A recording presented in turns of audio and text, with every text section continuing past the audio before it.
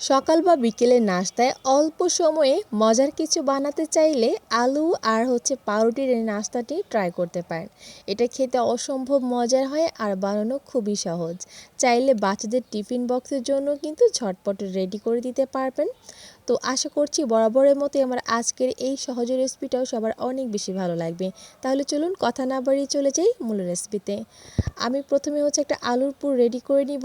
তাই একটা প্যানে কিছুটা তেল আমি গরম করে নিব। এরপর এখানে মাঝারি সাইজের একটা পেঁয়াজ কুচি আর 3টা কাঁচামরিচ কুচি দিয়ে দিব। চাইলে শুকনো মরিচটাও দিতে পারবেন। যখন এই পেঁয়াজ আর কাঁচামরিচ একটু হালকা বাদামি রং হবে, তখন এর মধ্যে হাফ চা চামচ পরিমাণের মতো পাঁচফোড়নের গুঁড়া, হাফ চা চামচ পরিমাণের মতো ভাজা জিরা গুঁড়া, হাফ চা চামচ পরিমাণের মতো লাল মরিচের গুঁড়া আর স্বাদ মতো লবণ। লাল মরিচটা দিলে খুব সুন্দর একটা কালারও হবে আর একটু ঝাল ঝাল হবে খেতে।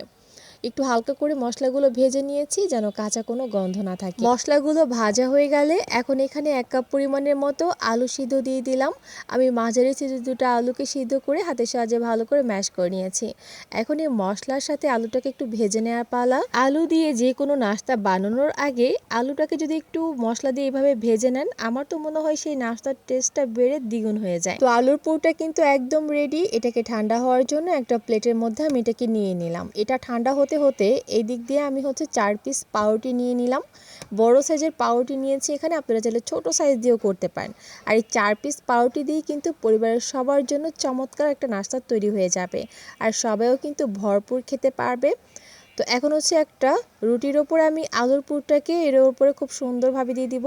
একটু বেশি পরিমাণ করেই কিন্তু দিচ্ছি, কিপটামি করা যাবে না। আর এইখানে আলুর পুরটা যত বেশি দিবেন নাস্তাটা খেতে ততই মজার হবে।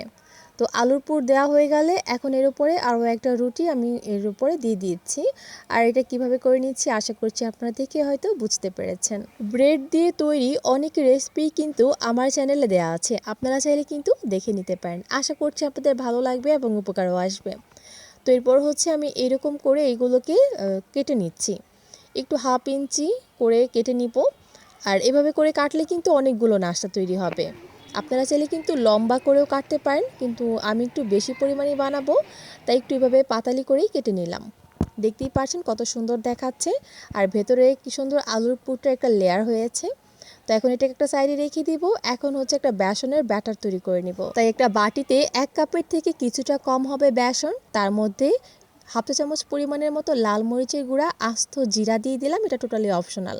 এরপর ম্যাগি মশলা দিয়ে দিলাম 1 চামচ পরিমাণের মতো আর স্বাদ মতো লবণ। এরপর পরিমাণ মতো পানি দিয়ে আমি একটা ব্যাটার তৈরি করে নিব। আর ব্যাটারটা কিন্তু একদম বেশি পাতলাও করা যাবে না বা একদম বেশি ঘন করা যাবে না। এর ঘনত্বটা আমি আপনাদেরকে দেখিয়ে দিব। আর লাল মরিচের গুঁড়া দেওয়ার কারণে কিন্তু একটু ঝাল ঝাল হবে খেতে আর খুব সুন্দর একটা কালার আসবে। চাইলে আপনারা এই লাল মরিচের গুঁড়ার পরিবর্তে ফুড কালারও দিতে পারবেন। তো ব্যাটারটা তৈরি করা হয়ে গেলে এখন একটা ব্রেডের স্লাইস নিয়ে আমি এর মধ্যে খুব ভালো করে ডিপ করে নিব। এপাশ ওপাশ করে কিন্তু বেসনের ব্যাটারের মধ্যে ডিপ করে নিয়েছি। এখন এভাবে করে যে এক্সট্রা ব্যাটারগুলো থাকবে সেটাকে ঝরিয়ে এরপর তেলে দিয়ে দিতে হবে। তো আমি আগের থেকে প্যানে পর্যাপ্ত পরিমাণ তেল গরম করে নিয়েছিলাম।